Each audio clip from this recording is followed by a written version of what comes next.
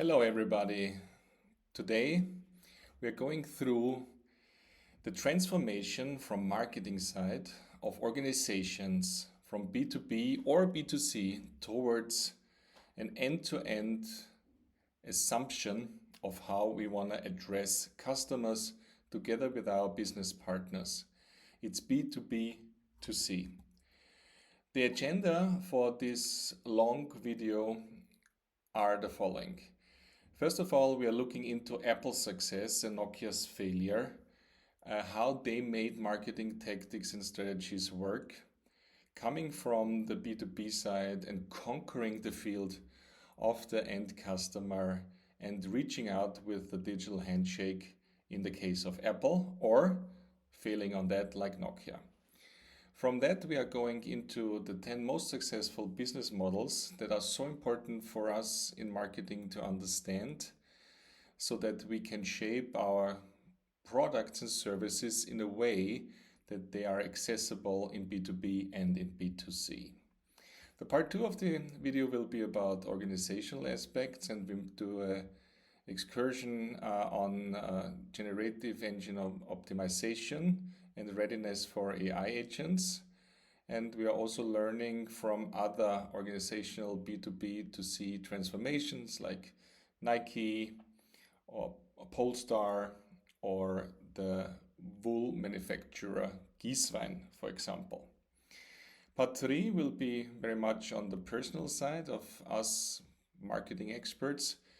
What are the competences that we need and how can we shape this transformational mindset, all based on experiences that we had. One of the experiences that I had has been 9 years in Nokia phones.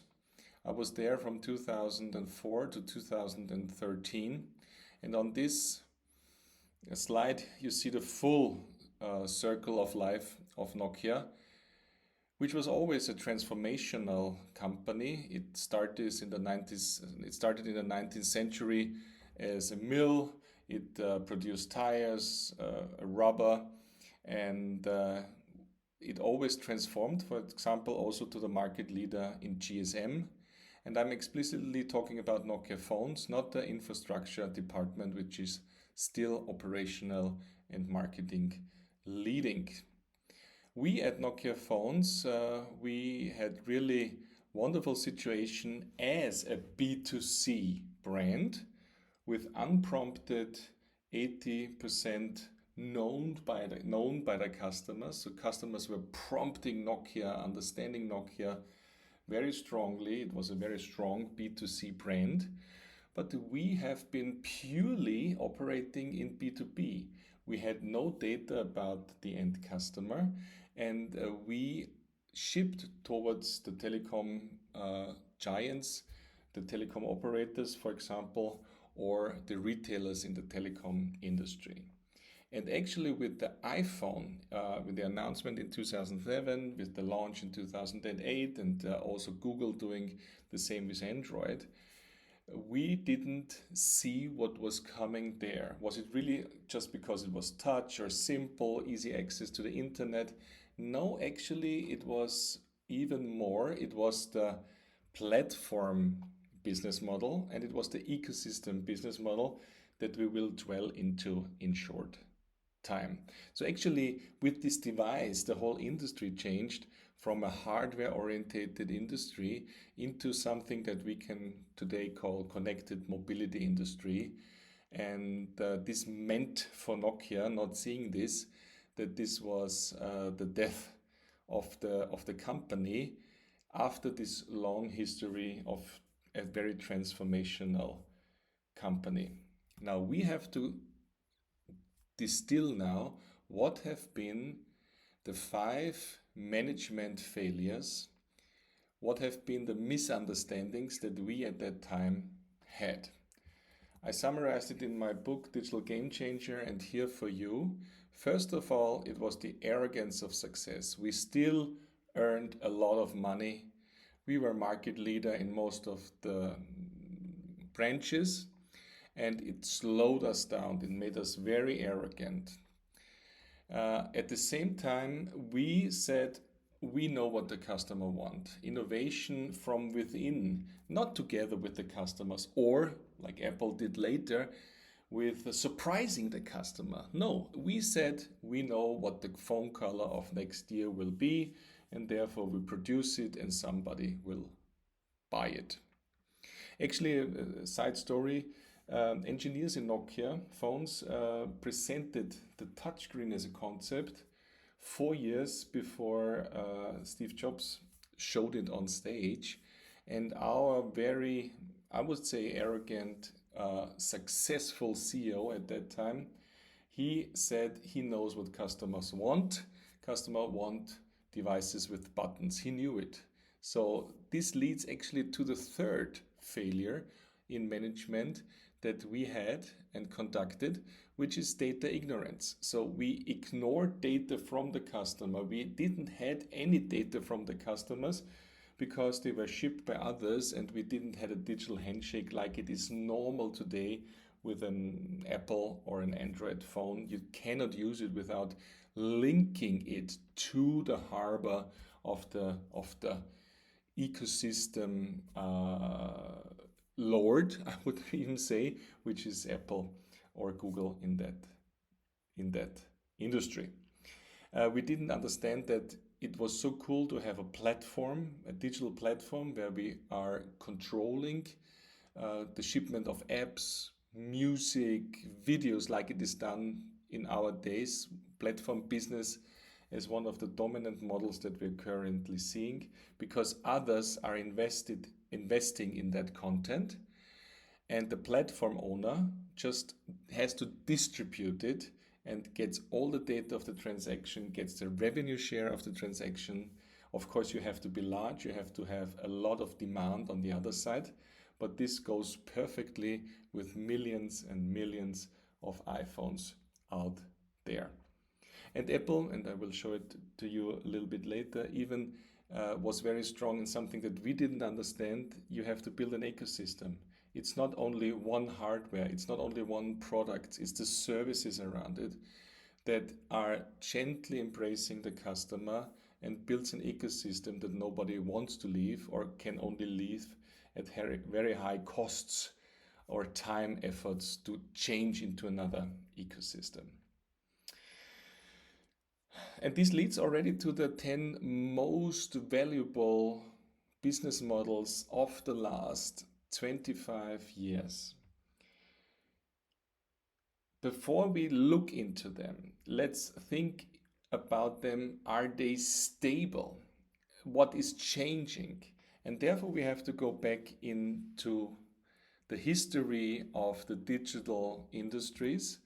And I would say this is Web 1.0. We only could read, we couldn't post something as users. And there were other search engines back then, like Alta Vista. We had different browsers and connection devices.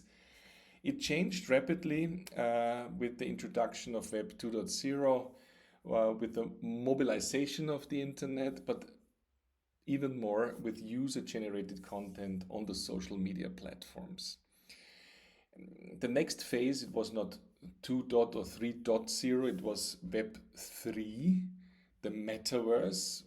It is a combination of virtual realities, of non-fungible tokens, of cryptocurrencies, all based, or a lot of them based on the blockchain.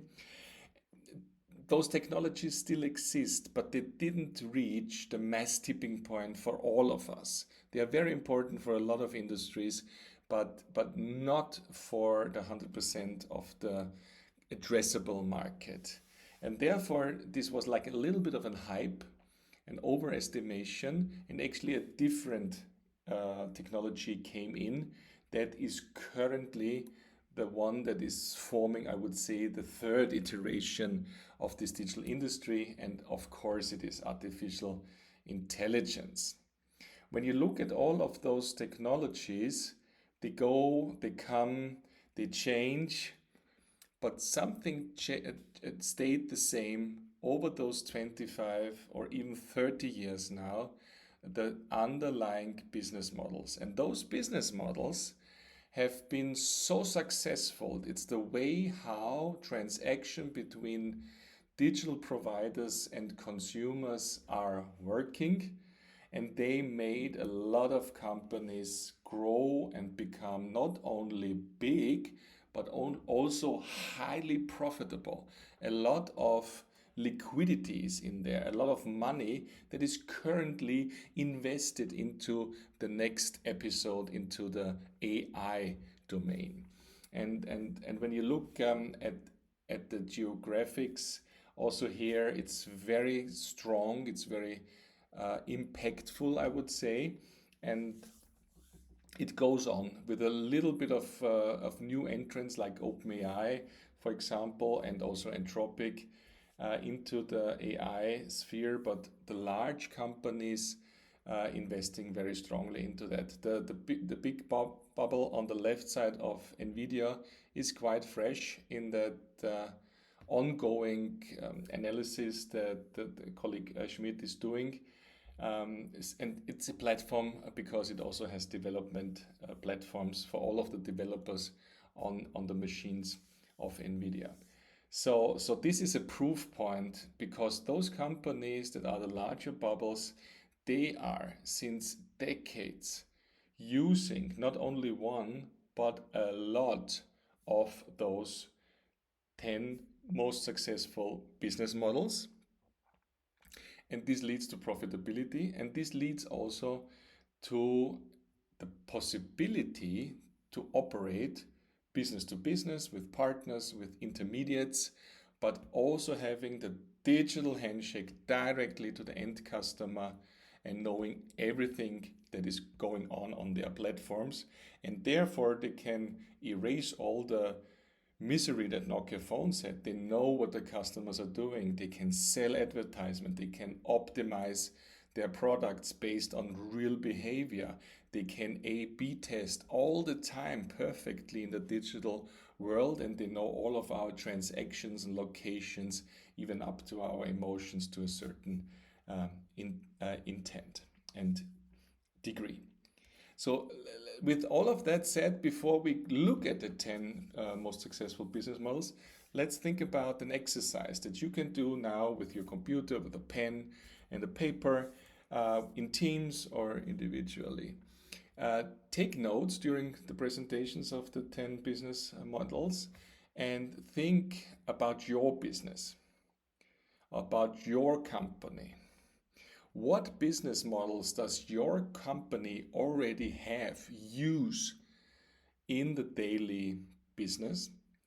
What of those business models could your company use, even without having new products, with existing products and services? Or, and this is the very, very important point, if you are thinking about the next product or the new service that you want to launch, not only think about features or total addressable market, think very strongly about how many of those business models can you run with this new product. And then, of course, afterwards you can do a nice challenge, two teams against each other, who has more business models. This leads, I do this now for a few years, this leads with teams to the point where marketers get more skilled in understanding this additional dimension to the marketing business, which is the business models. And here they are. We know all of them. We use them. We use them in B2B. We use them in B2C. This is how the world currently ticks. This is what the customers and consumers are expecting. And actually, we as customers, consumers, we actually want to choose how we want to pay, how we want to transact with the company. We already discussed the platform when we looked at the Nokia fillers. We started to discuss also the ecosystem, but of course, we can have a look at those ecosystems quite nicely when we are looking at Apple. Apple built around the customer and his digital life, might it be leisure or business, products, services online or on-prem on the device. And every time you interact, even when you're doing your sports with the watch or if you're paying with Apple Pay, it's not the bank that you are interacting with. You say, I pay with my iPhone. I know that I increased my heart rate because of the Apple Watch. And all of the other parties, they have become suppliers to the Apple ecosystem. Might it be app developers or content creators that are doing movies or music or podcasts. Everything runs in this ecosystem and it's so hard to leave. What are the other business models? It's subscription. One of my favorite. When I run businesses after Nokia, for example, in digital real estate, the biggest joy was when I had a lot of customers in subscription. It gives me recurring revenues. It gives me a very strong position because the customer just churns if the value is really not there. But even if the customer wants to change something, the customer has to be active. And I can invest all of my costs, of my thinking, of my sales personnel, in my advertising into getting new subscriptions. So one of the strongest business models that I see around this world, and we know how many subscriptions we have. For example, as end customers, when it comes to streaming platforms, iCloud services, might it be Amazon Prime, and so on and so forth, when listening to music, and so on and so forth. Free is the business model, for example, with Google Search.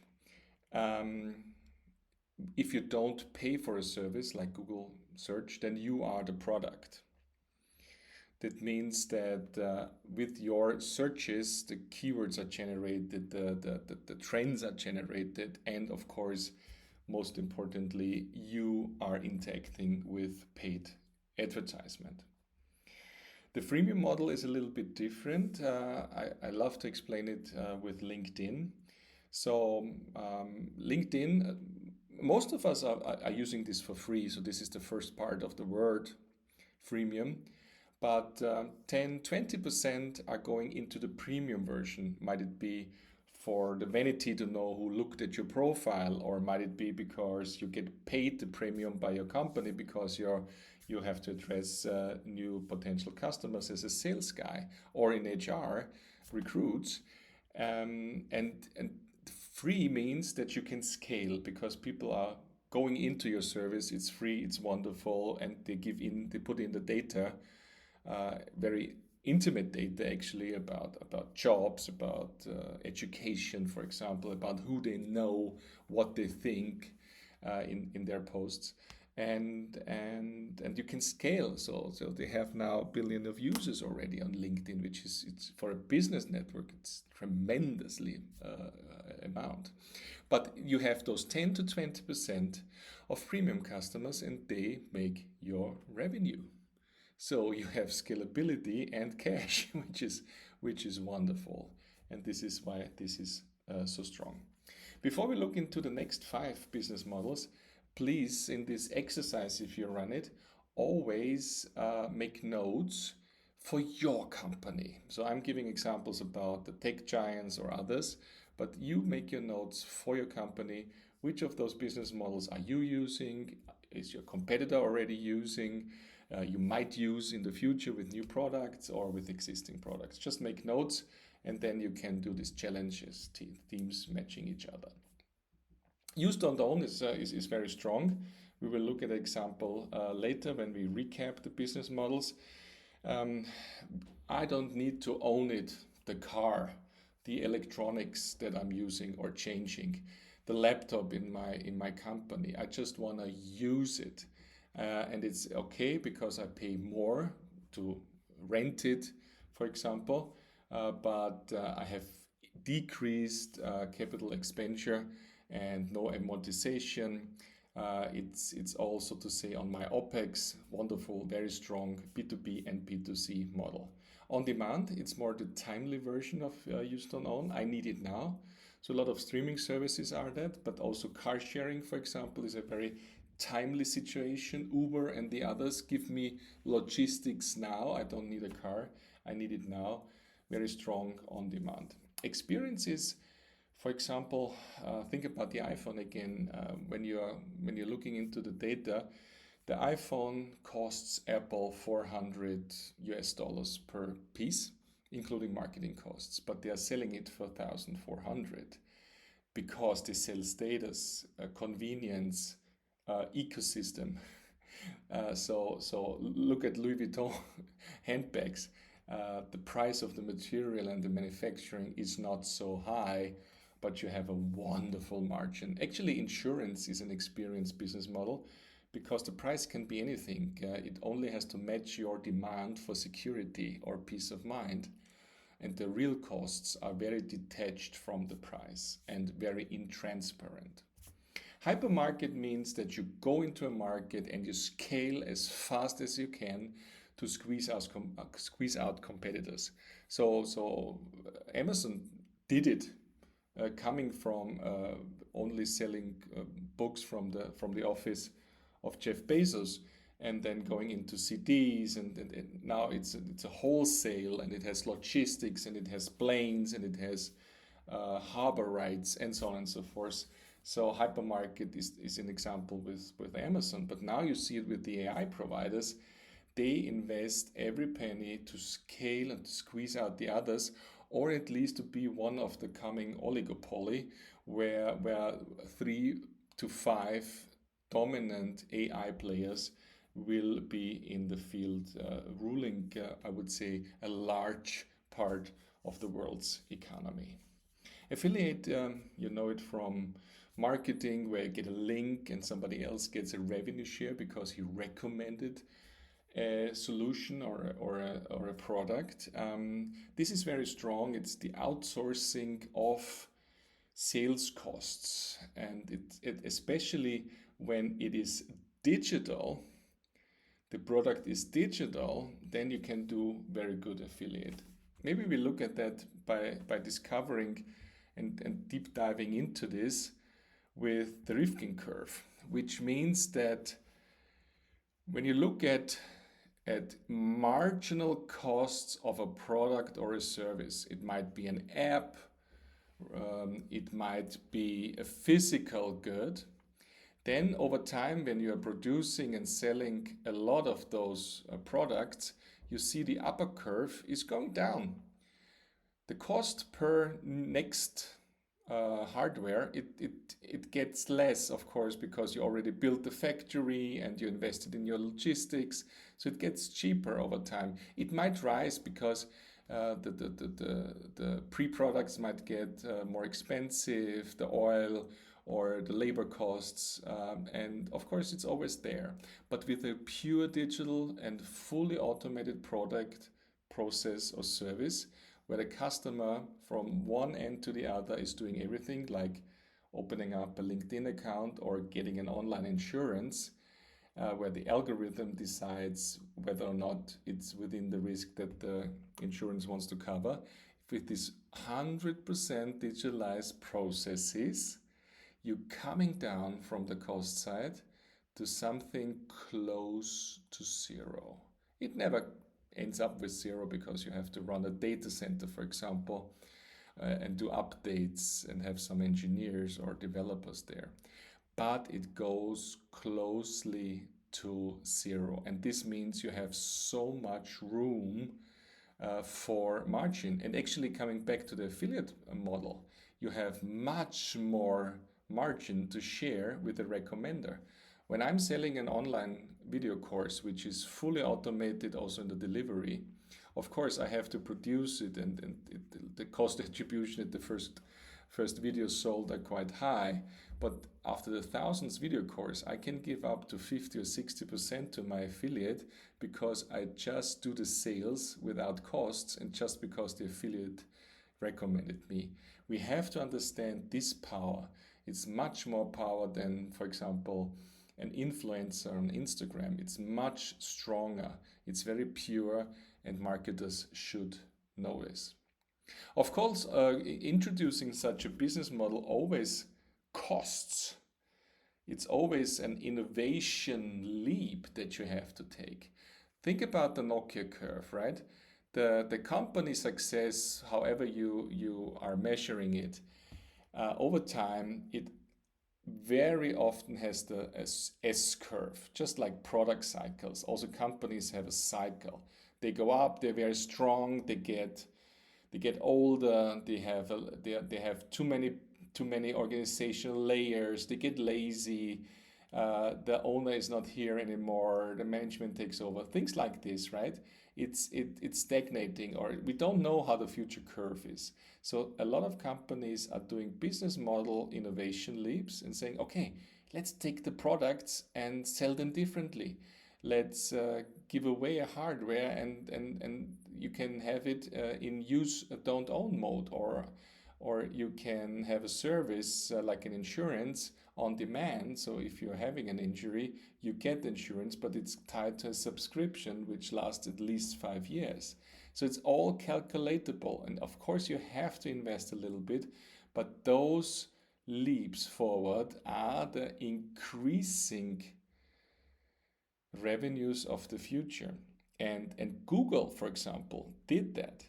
Google was only a few years ago, very few years ago, with the traditional search going down. Remember, with Microsoft Bing introducing AI searches, with everything that it was a dilemma for the Google being very rich with the advertising, and they self cannibalized themselves to a certain degree. They introduced also AI powered search, and now they are learning how to monetize that. And of course, they lost a lot of advertising on the normal website, but now they can ramp up again in the next company circle. There have been voices that said Google is doomed with OpenAI and Microsoft Bing cooperation back then, and they came back. A lot of European traditional companies don't have the guts to invest into the next leap. One did actually, and this is Pirelli. Pirelli is offering the tires to customers, but they have been blind like Nokia, because the retail shop, the service guy, the mechanic has been the one that decides which of the tires will be put on your car if you're doing the service there, and if you have the tires on stock. Only other people going to the shop and getting a tire, they have been able to choose for themselves. But again, then the retailer has been the one deciding on how to advertise, where to put them in the shop, and so on and so forth. So they have been blind. They are a rubber business. And they said, no, we're going to have to do the digital handshake, and we're going to give something for free. There you see the free business model. They are giving something for free, and they're gaining data of the customers. So if you are giving all the data about your car, how you drive, who's driving, how much, where, when, if you put this into the Pirelli machine, they are promising you to get you the first tire that you are ruining because you have a nail in it, or you're running over the pavement curbs. You get a new tire. And it's so compelling, at least for me, that I gave them all my data. I don't care. I just want to have the benefit of a free tire. Looking into the use don't own business model, Grover from Germany, it was a startup. It scaled, and now it's the biggest rent provider, renting consumer electronics. You get air conditioning in the hot summer months for 3 months just on a monthly base, and all the products are insured. You can have the newest iPhone even if you cannot finance it, just for a few weeks over Christmas when you want to show off with your friends, and then you send it back. So this is used on own, including an insurance, and it's so strong, and it's the driving mode of the new generation, especially as we discussed earlier, also in the cars and mobility area. And now you say, oh my God, only the big tech companies, or for example, the um, larger enterprises or the startups can do this when they are founded new. But that's not true. Look at Germany and Austria, uh, leading FMCG provider, supermarkets.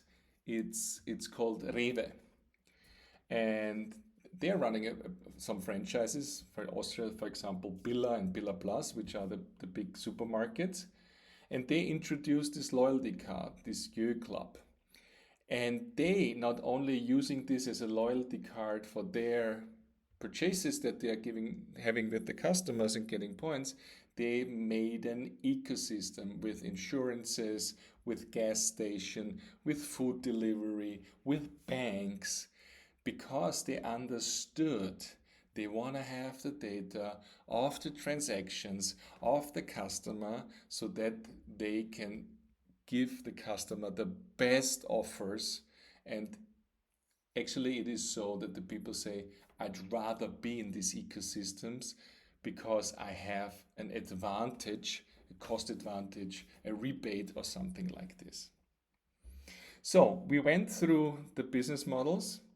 You can do a wonderful match or challenge with the teams about this. Get more skills in seeing the business models for your marketing behind the products and services. This will help you so much in finding and binding the customers, might they be B2B or B2C. And please think of that letters and numbers, B to B to C. Apple is selling over a lot of business partners, still like telecom providers, but they have their own flagship stores. And of course, they have a very dominant e-commerce outlet directly to consumers. They don't care. They are playing and orchestrating all of their channels, and they are very strong in keeping the price at a very clear level and working behind the scenes with rebates for the intermediates. So this is something that we can learn from marketing tactics from the first chapter. If you're okay, we are looking into the second part of B2B2C marketing transformation, and those are the organizational aspects, or the aspects how we still are relevant for our end customers. Because what we learned is, do your search engine optimization, do some advertisement on Google, and everything will be okay. But now, if you look at that screenshot from ChatGPT as published by OpenAI, now and in the future, people will chat with their chatbot or with their agent, and they say, what's the best espresso machine under $200 that comes close to the taste of coffee in Italy? You know, it's a mood, you're discussing with somebody and you just want to have some offers or you want to be educated. But OpenAI, ChatGPT, already makes it possible that you can directly buy out of the chat. And if you're doing this in a chat, it's fine, and you use your credit card then. But in the future, it will not be a chat, it will be an agent that you are releasing at some time, saying, oh, whenever there's a good rebate, if there's a good offer, I want to have a new espresso machine that matches the following criteria. And you will not think about it until there is a delivery on your doorstep with the newest, in that case, DeLonghi machine, and you will be happy because you remember that actually you gave your agent a credit card. Visa and MasterCard are giving out credit cards to AI agents, meaning that you can give some criteria. Don't spend too much as per day, per month, only for food, I don't know. And you authorize it. And then your agent can buy the things that you need. Jumping back to Geo, to SEO and Geo. Here on my Austrian Google website, I made a test. Let's start with this one. I made a test. I'm in the normal Google search, so it gives me the searches. It's not in the AI modus yet. And I said, I want breathable shoes for sport, and I'm very keen on merino wool because I heard that they keep cool in summer and it's warm in winter. So that's what I want. I don't mention a certain brand or something. And if I start this, then Giswein, one of the manufacturers, is coming up, also others, and it's a sponsored results and of course a lot of bought advertising, of course. You can do this for your industry, for your product range. Maybe don't put in your business name or your company name, but something that your customer normally asks the internet if it is addressable for your product. And then, and this is a very raw simulation, and please don't take it as science, but then just click from all results to AI mode. And then a lot of brands are not as happy as Giswein is here. Giswein did already a very good geo, generative engine optimization. They made their websites sexy, I would say, for the AI. They made very clear statements that allowed the AI to say, oh, I recommend Giswein.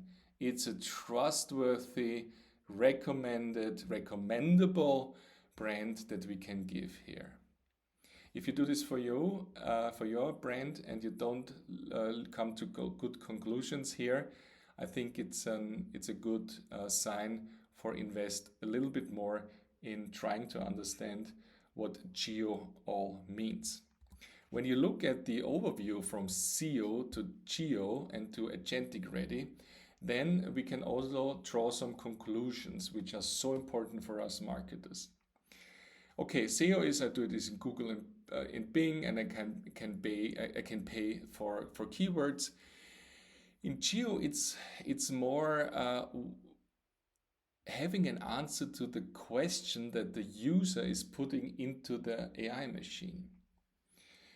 And the AI will decide if you are displayed or not. So what we know currently is that if you have a very good structured content on your website, if it's very much configured in a more question and answer style, this helps a lot in the target of getting cited by the AI when the customer asks something into your direction.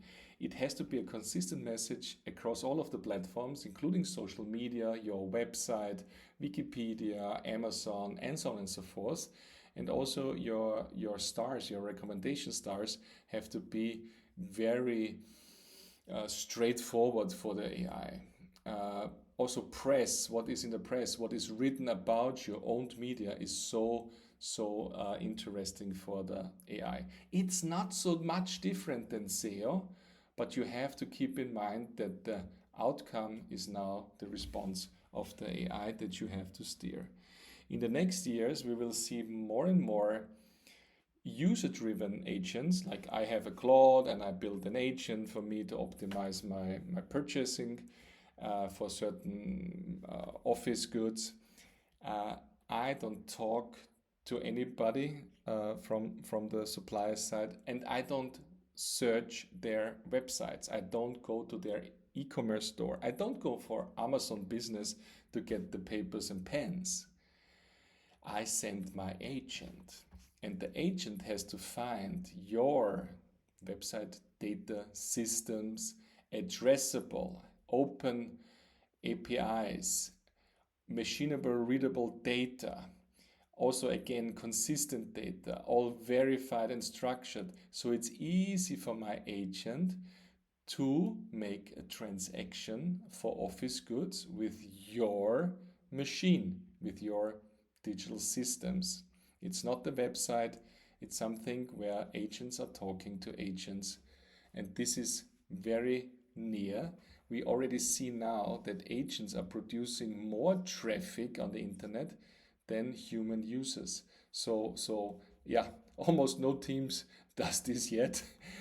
This is true, but we have to dwell into that. I made a simulation actually with one of the brands that I love, Bauerfeind. They are doing a lot of health and sports gears.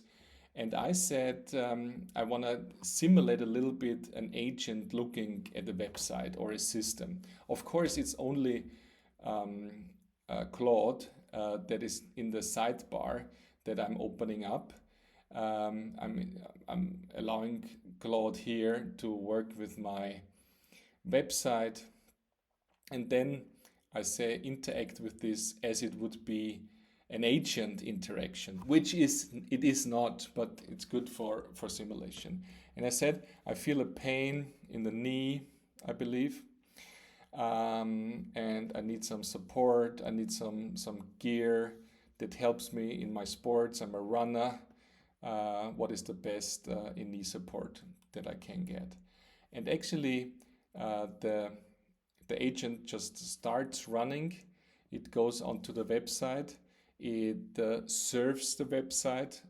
In the future, it might be an API that goes into your backend system, and it searches for everything that you want to offer to me as a potential customers with problems on the right knee. In that case here, it makes still screenshots, it serves. So I'm doing nothing here in this video. Claude has taken over my screen, and in my native language of German, it searches for the right situation, and there are some criteria that I gave to the agent, which is runner, which is right knee. Claude knows that I'm male, so I think it will find the right category for me.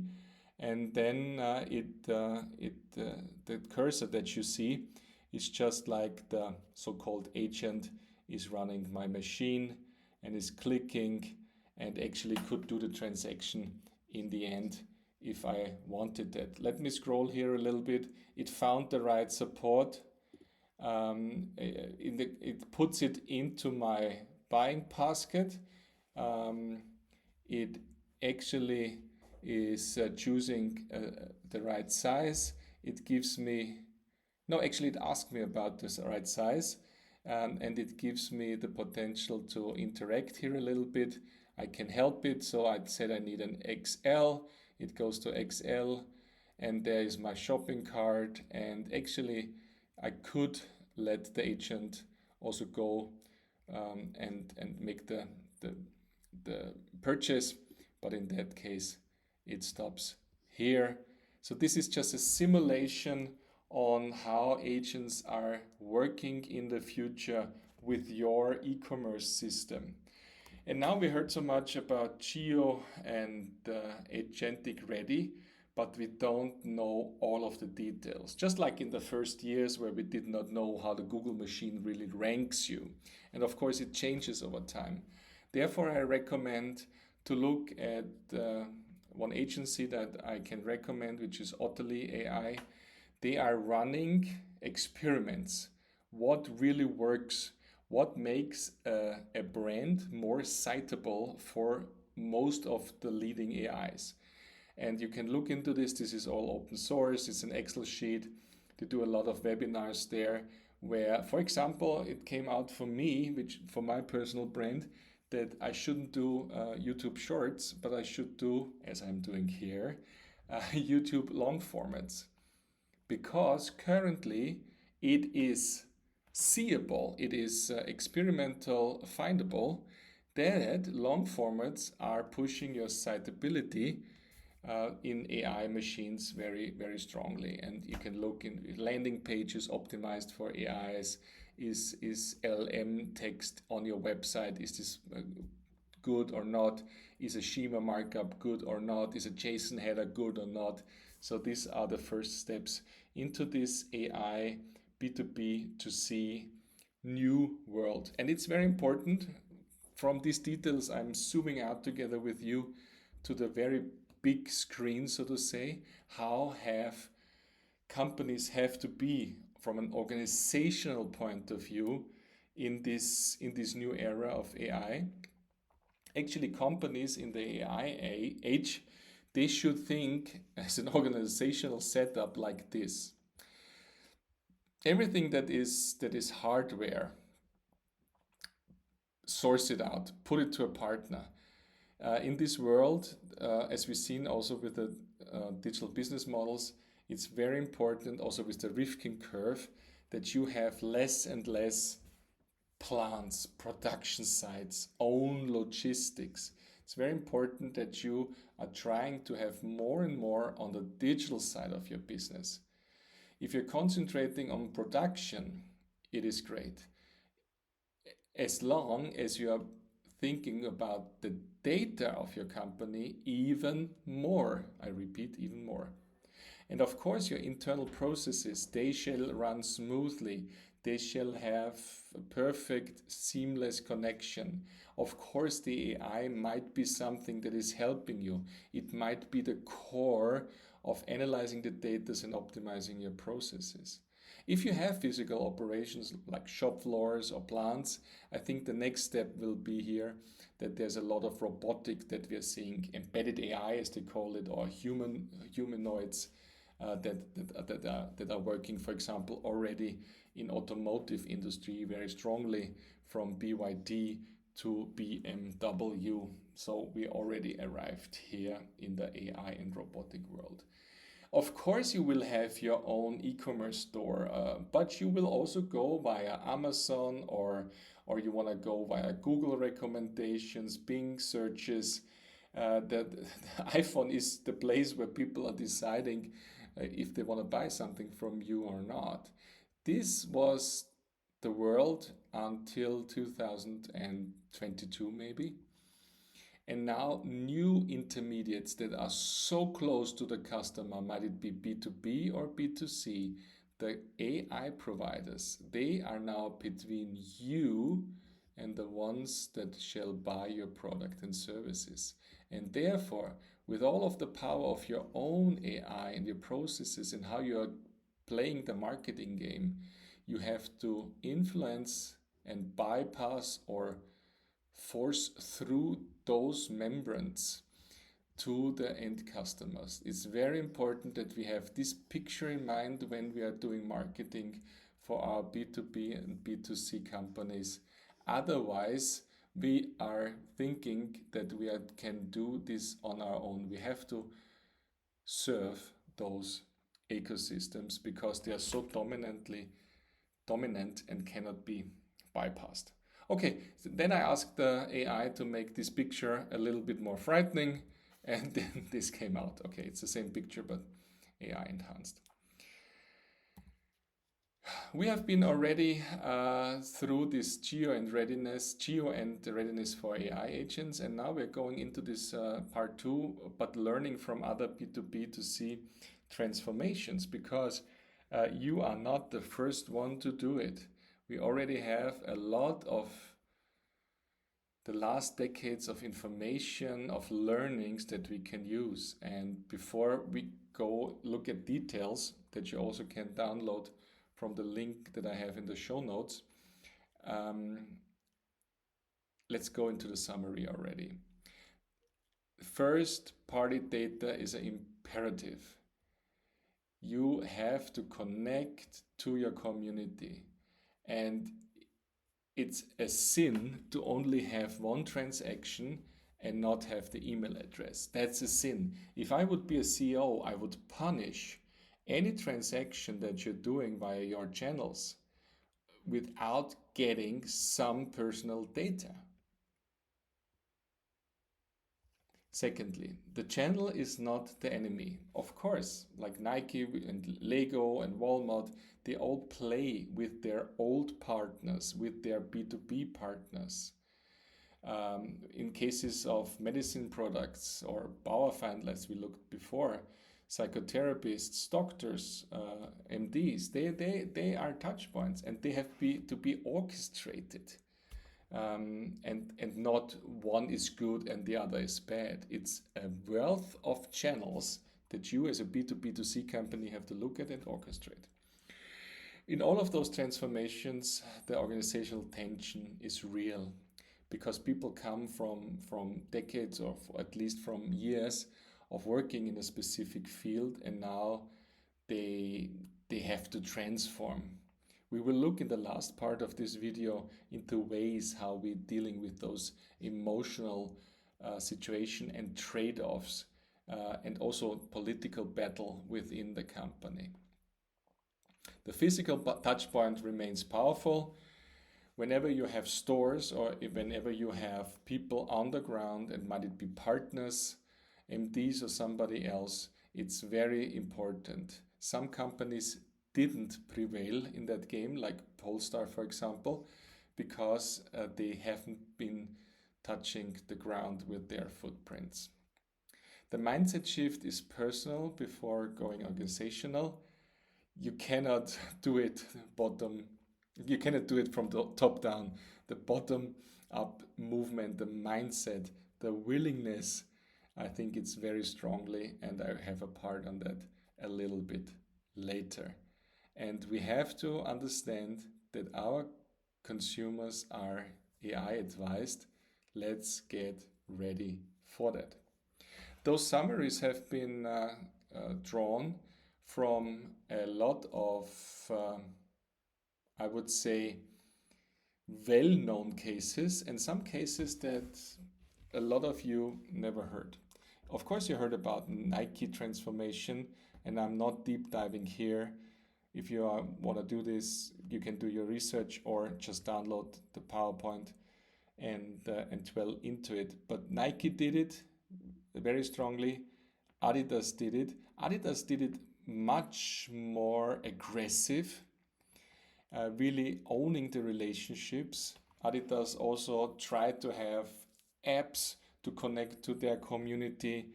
It's very hard, but what they really did was having the foot on the ground with their with their flagship stores in major cities, and they are so important. And also their presence as Adidas corners in other retails, they still are so important. Adidas and Nike had the privilege to already be a strong brand. That helped them a lot. Miele, brownware, I think it's also called in English, household electronics, they changed a lot. The end user was so far away from them, just like Nokia. They didn't know anything. But with IoT, Internet of Things, with digital washing machines, they really made it possible to connect the end customers. And even if you only have data from 20% of your end customers, because they are updating the washing machine, they're getting new programs by yourself, you are in an interaction. Even if you have just a few, a smaller portion, it is so important, because then the dealer cannot lie to you. You have first-party data, and you can extrapolate it, and you can make simulations, and you can do A/B testing.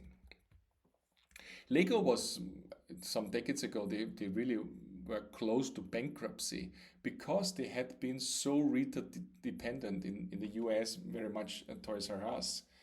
And with a new CEO, they changed everything. They put the product and the appeal again into it.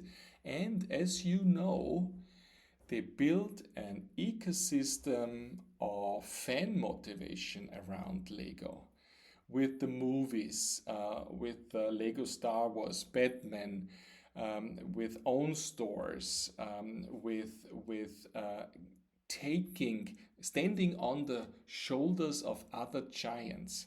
It's a different thing that if you want to have the Millennium Falcon as something, as a toy in your home, You will take it from Lego because it's the Millennium Falcon from Star Wars. It's such a strong pull and understanding that you have to touch the emotions of your customers is so clear in this Lego case, I would say. Apple, we heard a lot of them, we know a lot of them. I think the quality and the strength and the severeness of their ecosystem orchestration is something that is absolutely genius in how they are playing and how they are protecting their brand. Gieswein, so they have the same name as I, so we have been a family 200 years ago, but they are working in Tyrol and they are family owned business where they have been wool makers. They have been very traditional. I have a picture here on the left side. It's called Tracht, a very traditional outfit. And it was a very good material, very long lasting from merino wool. And they, when the new generation came in and the new CEO took over, they made it a very strong sportive brand with merino shoes now, with a very strong e-commerce approach, with very strong social media advertising, with very strong rebating over the online channel, because they couldn't push through in retail. The retail was too crowded for shoes, so they had to find their own way. And they had zero nostalgia, so they didn't think in nostalgia words about the wholesales model. Actually, what they did is, without talking to their wholesale, they made a crowdfunding campaign for their first sport shoe. They wanted to test in real life if people would back their first product, backing a product, and then also buying the product. And with an investment that they gathered of 170,000, they produced the first shoe. And this was the turning point in them becoming a super modern, also B2C brand, but also keeping up, of course, their good relations to the retail. When we look at the already mentioned Polestar, Polestar is a sister company of Volvo under the holding of the Geely car manufacturing company from China. And Geely said for the European or for the Western market, we could experience everything that we're doing in electronic automotives. We could do everything with Volvo, or we make a second company. With this company, they did two things. First of all, 100% electronic cars, electro cars, and no retail. So they really forced it very much. They said, we will not have retailer relations. We will sell online to our end consumers, and we see how we ship the cars. To be honest, when you look at how this works, it didn't work so good. They now have some retailer connections where you can do the test driving, for example, and that helping delivering the car to the end customer. But the thing that is behind this Polestar situation is actually they hired a lot of people that came from the automotive industry for this new company and new brand. Whilst it would be very clever to get people from e-commerce and from direct to consumer, even other industries, because they know how to deal with business models much more than an automotive expert that will always come back to his already walked path. Thirdly, or lastly, they didn't have a very strong brand. So if you don't have this full Stark brand and you go all in with no retail, then this is maybe something that you want to be very cautious about when you're thinking about your company. All right, so we learned a lot from others, and you can dig deeper with the material that I provide to you.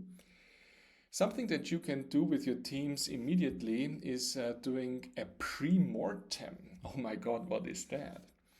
Pre-mortem is a method that Mr. Kahneman, so economic Nobel Prize winner, very strongly is recommending, and it was also used in army, it was used in military, it was used in companies very much, it was used in public authorities.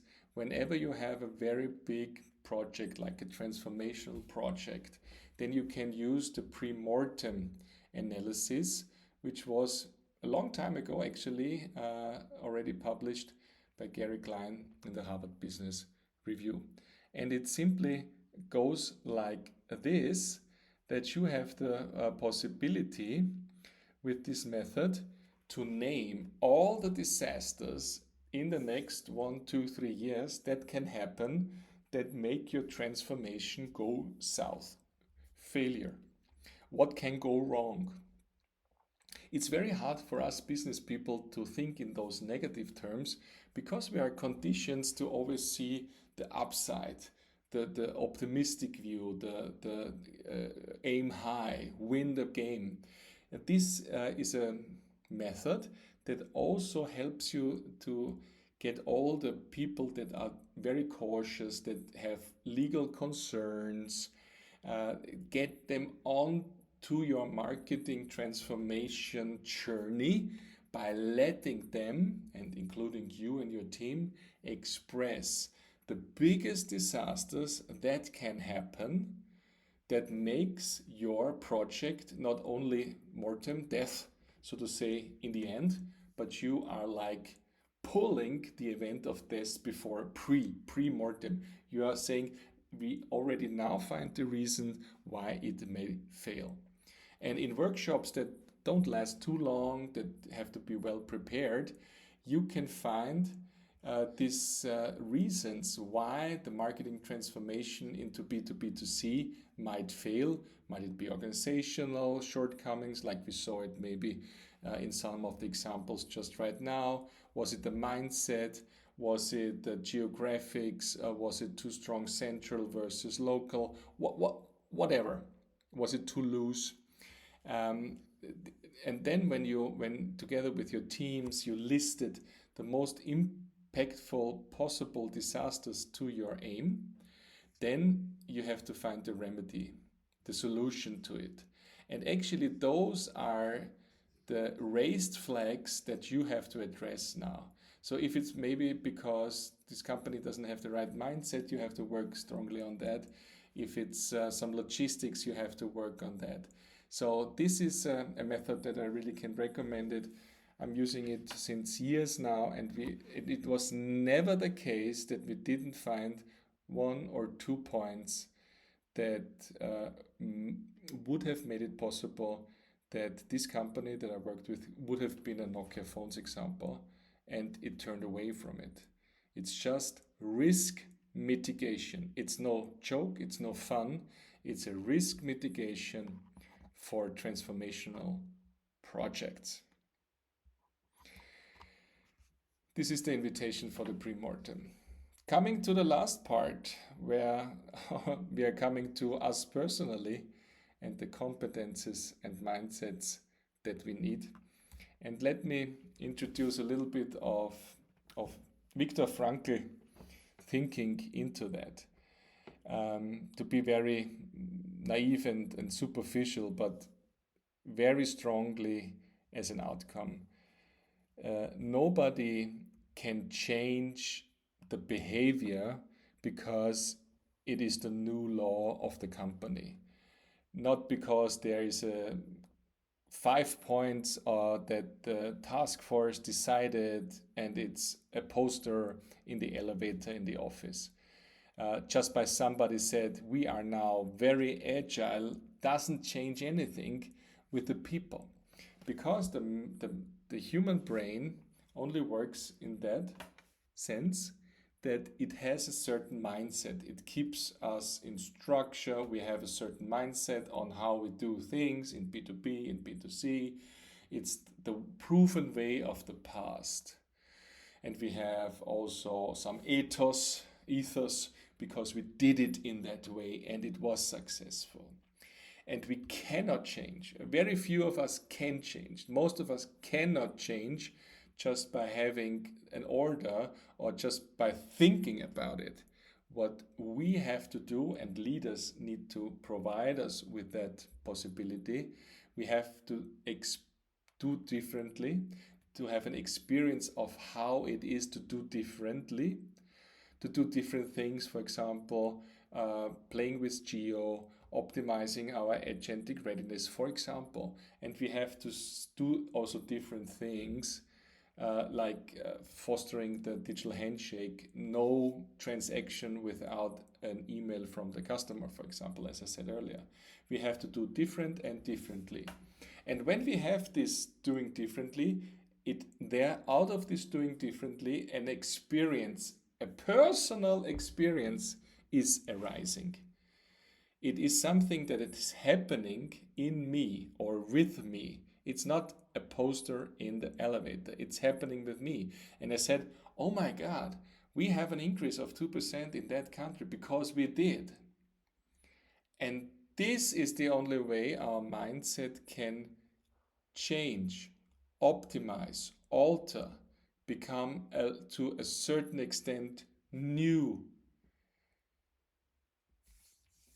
Please don't forget about this.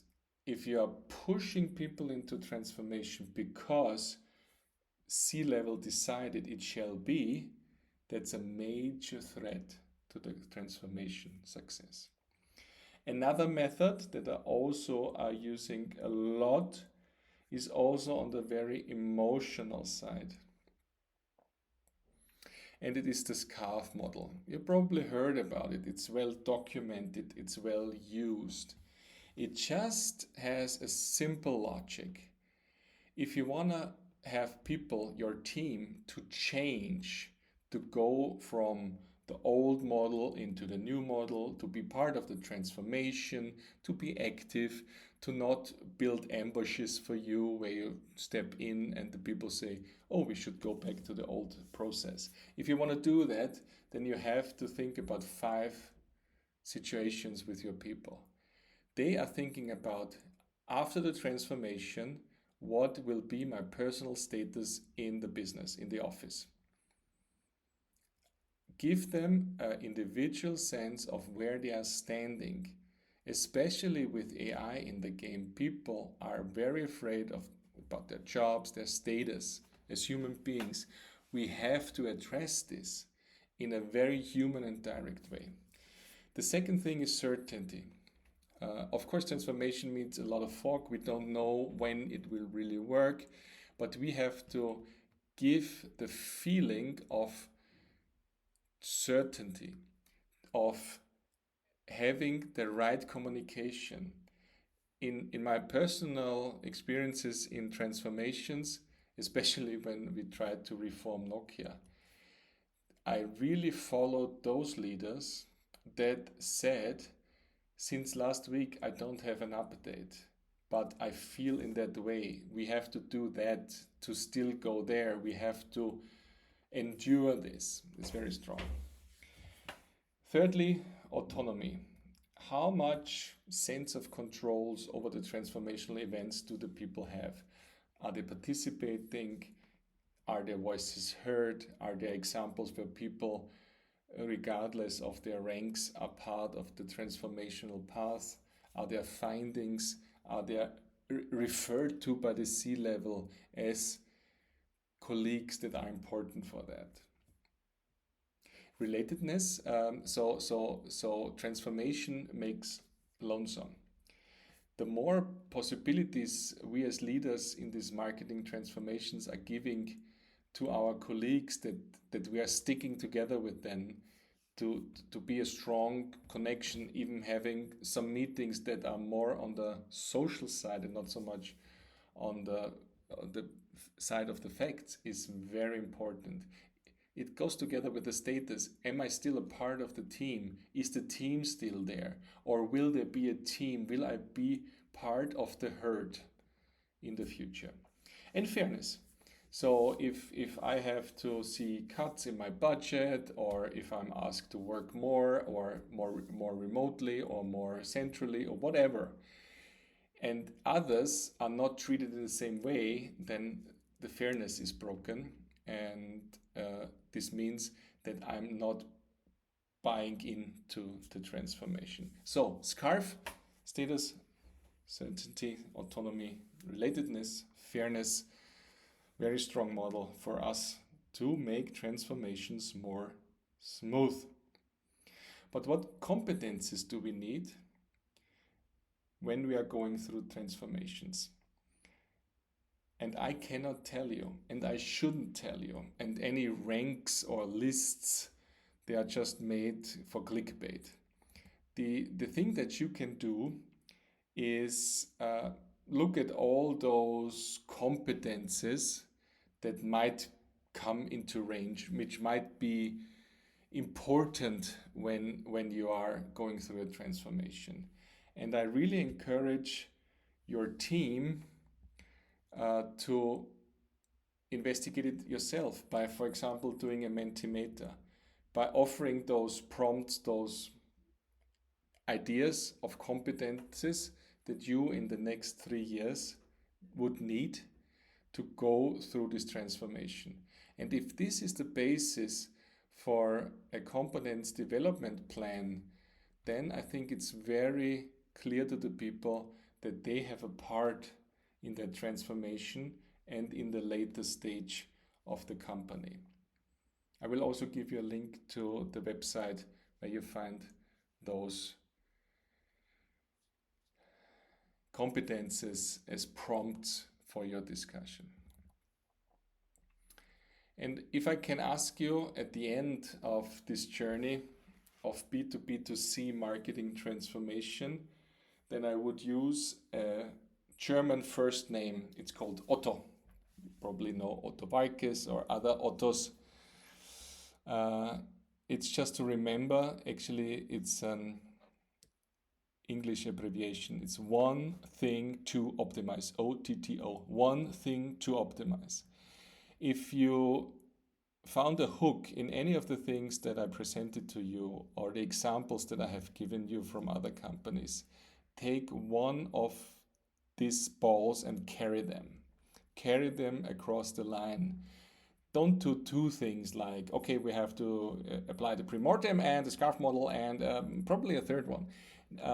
Go for one thing and really follow through. Might it be 1 month, 3 months, a year, in accordance, in coordination with your team, with your leaders, with everybody around you that is also part of this transformation.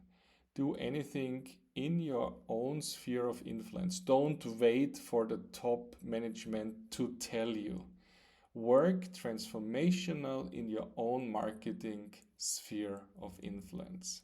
And do this with thinking about the benefits it has for the company, for the future of the company, for not becoming a Nokia phones, and also as a very positive mindset for the future, where you as a marketer, you are in the driving seat of making your company better, stronger, sustainable in a digital age that we are with AI. It is very important. Everybody is dependent on you. Super happy about your comments that you can send to me, that you can put below the video. I'm eager to hear your examples, how you are proceeding. I'm here for you for personal exchanges one-to-one in a very confidential way. You can address me. I'm super happy. I went through this. I did less than half right, but now I collected what is right in my eyes, and I hope this is helping you. I'm eager to hear your Otto. Goodbye.